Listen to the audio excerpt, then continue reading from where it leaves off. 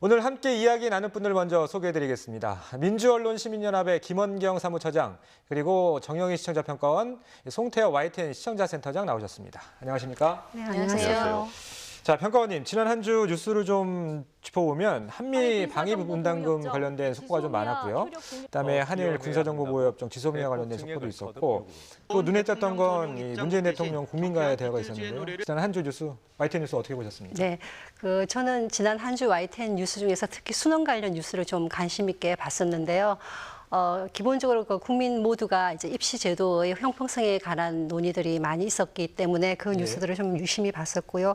그리고 또 하나 덧붙이면 이제는 상황이 격해지면서 희생자가 속출하고 있는데요. 홍콩 사태와 관련된 것, 그거와 관련된 뉴스들을 좀 유심히 보고 있습니다. 예, 알겠습니다. 자, 그럼 본격적으로 잘한 뉴스, 못한 뉴스 이야기 나눠보겠습니다. 먼저 평가원님께서 뽑아주신 잘한 뉴스는 어떤 뉴스인가요? 네, 저는 이번 주 잘한 뉴스로는 지난 11월 14일 수능 당일이었죠. 스피드 뉴스라는 이제 형식으로 나온 것인데요. 예. 비행기도 못 뜨게 하는 수능을 밀어낸 이것은이라는 보도가 있었고요. 그리고 그것에 이어서 포항 지진 2년 여전히 아물지 않는 상처라는 뉴스를 잘한 뉴스로 선정을 하였습니다. 선정 이유는 이 아이템이 갖는 시의성과 시사성, 그리고 뉴스 아이템의 앞뒤의 연결성, 그리고 개별 뉴스의 내용의 밀도와 명료성, 이 세 가지 요인으로 잘한 뉴스로 선정을 하였습니다. 예. 사실 당일 가장 중요한 이슈인 수능과 포항 지진 특별법 촉구 뉴스를 연결한 그 시도는 시의성과 시사성의 면에서 아주 탁월한 선택이었다는 생각을 했습니다. 예.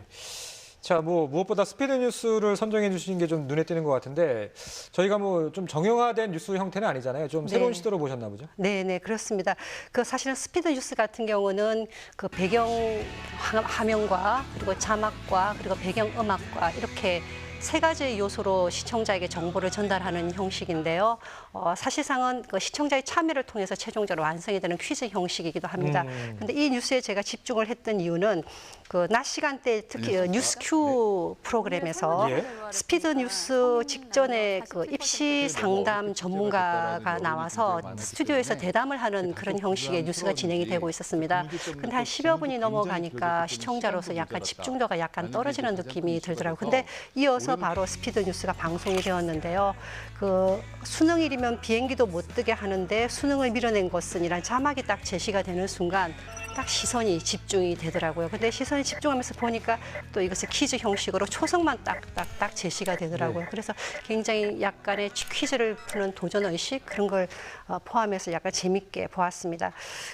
그리고 이 스피드 뉴스를 보내고 나서 후속으로 진행되었던 그런 아까 말한 포항 지진 특별법과 관련된 뉴스, 이것도 이제 흉물이 된 발전소 그리고 폐허가 된 아파트를 화면으로 먼저 보여줬고요. 그리고 시민의 인터뷰, 지역 전문가의 인터뷰, 그리고 대책위원장, 포항 시민 이렇게 주요 관계자들을 굉장히 꼼꼼하게 인터뷰를 해서 복구 예산과 이 특별법의 통과가 왜 필요한지를 굉장히 잘 전달을 했습니다. 자, 좀 이 스피드 뉴스 어떻게 기획이 된 건지 저도 좀 궁금했었는데 또 적절하게 배치가 잘 됐다는 그런 칭찬을 해주신 것 같아요. 말하자면 이제 그 포맷이 이제 저희 용어로는 이제 런다운이라고 하는데 시의성이나 이제 그 관련성을 고려한 이제 기사의 순서표거든요. 포항 지진이 마침 그 수능 때 발생했다는 거. 그래서 좀 기획을 해서 그거를 이제 역사성을 알려주는 아주 짧은 구성물을 넣고 그 뒤에 리포트를 배치하니까 굉장히 보기가 좋았던 것 같습니다. 제가 보기에도. 스피드 이제 뉴스는 사실 이제 이번 달부터 시작을 한 거거든요. 딱딱한 뉴스를 쉽고 편안하게 이제 전달하자 이런 방법을 찾던 중에 퀴즈 형식으로 해보면 어떨까. 그래서 초성 퀴즈를 이제 중간에 삽입을 하고요. 영상 기획팀하고 제작 그래픽팀이 이제 기획 단계부터 협력을 해서 포맷을 만들었고 TV와 모바일에 동시에 통하는 그런 아이템으로 만들어 보자 그런 결론 하에서 만든 포맷인데 이제 첫 어떤 자료가 생기면 그걸 바로 그래픽화하고 그걸 다시 영상 이제 기획팀에서 다시 가져다가 이제 그 오디오와 그다음에 이제 그 효과음 이런 것들을 입혀서 이제 완성하는 그런 형태입니다. 저도 이제 뉴스를 진행할 때마다 그 스피드 뉴스가 나오면 저도 맞추거든요. 네. 한 3번 나오면 한 번밖에 못 맞추겠더라고요. 네, 쉽지 않습니다. 자, 앞으로도 스피드 뉴스 많이 기대해 보도록 하겠습니다. 이번에는 처장님께서 꼽아주신 잘한 뉴스 어떤 뉴스인가요? 네, 저는 팩트아이 코너인데요. 이 자스민의 또 혐오, 근거 없는 필리핀 퍼주기라는 지난 12일 보도를 예. 꼽았습니다. 사실 이 자스민 씨는 전에 새누리당의 비례대표로 이제 국회의원이 되셨던 예. 분이고요. 그리고 이번에 이제 정의당에 또 이제 들어가셨어요. 예. 그런데 저는 이 자스민 씨 개인에 대한 그 근거 없는 이 비판이나 비난 이거라고 생각하지 않습니다. 이 부분에 대해서 많이 이제 지적되는 내용들은 사실상 우리 국회의원이 꼭 이렇게 이주 여성이 국회의원이 되는 것이 적절한가에 대한 아하. 반론이 예, 굉장히 예, 많이 예. 담겨 있습니다. 예, 예. 그래서 이자스민 씨에 대한 여러 인터넷 낭설들 이런 것들은 분명히 우리가 사실관계를 확인하고 그리고 이게 그냥 그 개인에 대한 공격이냐 아니면은 이주민에 대한 어떤 혐오 표현이 아닌가라는 부분을 좀 잘 짚어봤어야 된다고 생각하는데요. 이 기사가 그야말로 허위 정보를 일목요연하게 잘 정리한 그런 팩트체크 보도였습니다. 그런 점에서 굉장히 돋보였고요. 일단은 이번 기사에서 이 자스민 씨 관련해서 허위 정보 3가지를 축약을 했거든요. 제가 그냥 제목만 말씀을 드리면요. 외국인을 위한 입법 활동을 주로 했다. 라는 낭설이 있었는데 이것에 대해서 사실관계를 확인해줬고요. 그리고 이 자스민 씨가 필리핀 퍼주기에 몰두했다라는 낭설도 있더라고요. 그리고 가장 또 우리 심정에 딱 와닿는 게 일본군 성노예 기린비를 반대했다라는 얘기가 있었어요. 그러면 본인이 여성인데 왜 이걸 반대했을까? 안 되겠네 이런 생각이 들잖아요. 이 3가지 낭설에 대해서 YTN이 정말 간단하게 그런데 간단하지만 대충 하는 게 아니고 제대로 조사해서 그 결과를 알려줬습니다. 굉장히 저는 박수를 치고 싶습니다. 그 말씀하신 대로 사실 그 댓글들이 이제 혐오 표현의 집합이었습니다. 사실. 예. 그래서 이제 이 부분은 정말 시시비비를 가려야 될 필요가 있다라고 이제 저희 그 기획 이슈팀에서 이제 결정을 하고 19대 국회의원일 때 어떤 활동을 했는지 그거부터 이제 살펴봤는데 말씀하신 대로 이제 외국인 재국민 관련 법안은 한 3% 정도였고 나머지 97%가 우리나라 국민을 대변하는 그런 법안이었습니다. 또 이제 이 자스민 전 의원의 모국인 필리핀 지원법도 하나 있긴 했는데요. 그게 뭐냐면 2013년 필리핀이 태풍 때문에 큰 피해를 봤죠. 초반에 추정한 사망 실종자 수가 이제 무려 12,000명이었는데요. 그런 법안을 냈습니다. 복구 지원을 돕자 이런 법안을 냈는데 전체 우리 국회의원 306명 중에 280명 이상이 찬성을 했습니다. 그렇죠. 예, 예. 그 성노예 피해 할머니들의 부분은 이것은 이제 민간에서 국회 이제 어떤 입장을 세우는 것이 좋다 이런 다른 나라 예를 들어서 그렇게 이제 표현을 했던 거고요. 또 기림공원 만들자는 결의안도 따로 발의하기도 했습니다. 따라서 이제 이런 악의적인 그런 혐오 발언들이 모두 허위였다. 이런 것을 좀 증명하기 위해서 노력한 기사였습니다. 예. 무엇보다 이제 팩트체크 기사들이 언론사마다 다 비슷한 경우가 많은데 이번 경우는 제가 다른 언론사에서는 관련된 기사를 본 적이 없는 것 같아요. 그런 면에서 좀 의미가 있었던 것 같고요. 자, 이번에는 그럼 아쉬운 뉴스에 대해서 이야기를 나눠보도록 하겠습니다. 평가원님 먼저 어떤 의견인가요? 네, 저는 지난 11월 12일 날 방송된 그 살처분 돼지 핏물의 방제 총력 걱정 여전이라는 그 뉴스를 아쉬운 보도로 뽑았는데요. 사실 아프리카 돼지열병으로 인해 가지고 시르민 농가의 그 후유증이 또다시 겹치면서 안타까움을 더하고 있습니다. 바로 침출수 유출과 관련된 사건인데요. 객관적인 정보 전달은 명확했고요. 그리고 그 시청자로 하여금 궁금했던 사안들을 잘 알 수 있게끔 전달한 뉴스의 그 정보는 좋았습니다. 그렇지만 한 가지 아쉬운 점이 있어서 이번 주에 아쉬운 뉴스로 선정을 했는데요. 그 해당 지역에서는 지난 한 달간에 16만 마리의 돼지를 살처분을 했다고 합니다.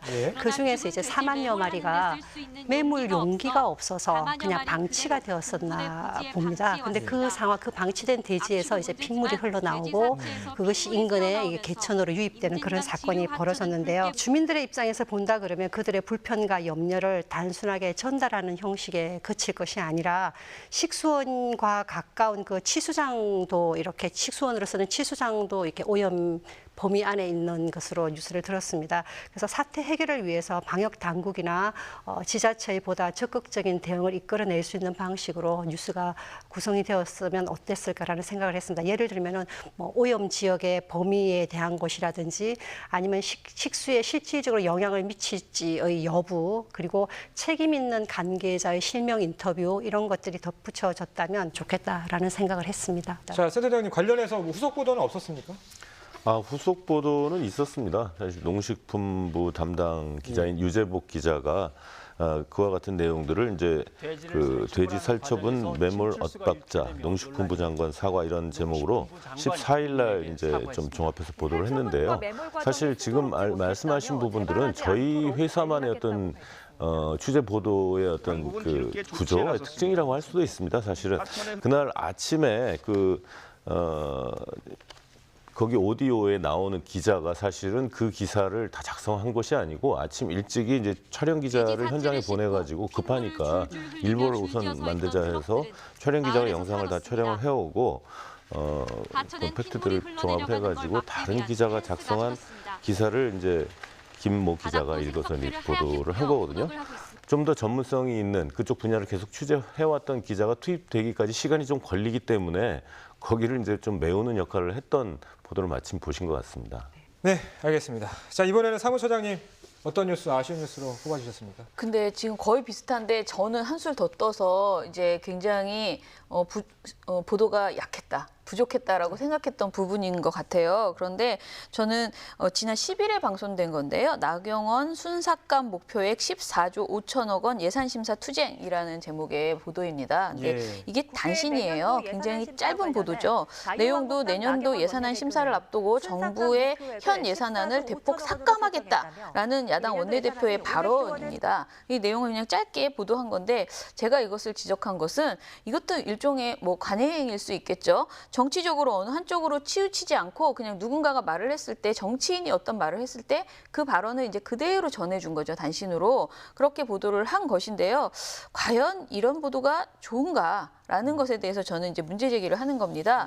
그런데 이제 네. 그 발언자가 누구냐에 따라서 이제 뉴스 가치가 달라지고 네. 언제 그런 얘기를 했느냐에 따라 달라지는데 예산 정국이고 당연히 뭐 단신으로 아침 회의에서 공식석상에서 나온 발언이고 단신 정도는 쓸 수 있는 사안이 아닌가. 저는 쓰는 건 맞다고 예. 생각해요. 쓰는 건 맞는데 그 시간을 좀 늦게 가더라도 시간을 좀 여유를 두고 이 내용을 분석했어야 된다라고 예. 생각을 하는 거예요. 그러니까 YTN이 이런 기사와 함께 정부 여당의 입장도 전하기 때문에 뭐 기계적 중립이라는 차원에서는 문제가 없습니다. 다만 이런 식으로 여야 입장을 그냥 받았으면 전달만 해주는 그런 보도는 사실 우리가 너무나 많이 보고 있다는 것이죠. 그러니까 오전에 한 2번 정도 나간 것 같습니다. 네. 그 단신이 아침 회의 직후에 아마 작성이 됐고 그래서 물론 이제 또 정치적인 사안이기 때문에 사실 상당한 그 어려움이 있습니다.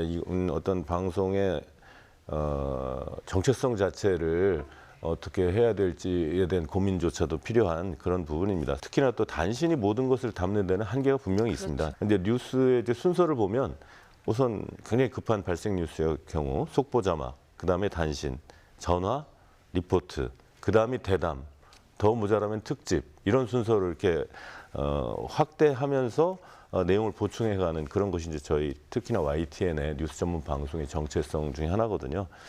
그래서 그 부분에 대한 답은 좀 더 저희가 심사숙고해서 네 이렇게 답을 찾아가는 겠다 이렇게 말씀드릴 수밖에 없겠습니다. 저도 이제 말씀드리는데 단신이 없어져야 된다 이런 건 아니에요. 던져주기만 하고 여야 입장을 계속 전해주기만 하고 그에 대한 분석이나 평가가 부족할 때 계속 국민들은 뭔가 평가하지 못하고 계속 자기가 좋아하는 정당의 주장에만 몰두하게 된다라는 것입니다. 예. 한 발 더 들어가는 뉴스 또 뉴스는 YTN만 보면 충분하다. 예, 그 정도 될 수 있도록 노력하도록 하겠습니다. 네, 지금까지 잘한 뉴스, 못한 뉴스에 대해서 세 분과 함께 이야기 나눠봤습니다. 고맙습니다.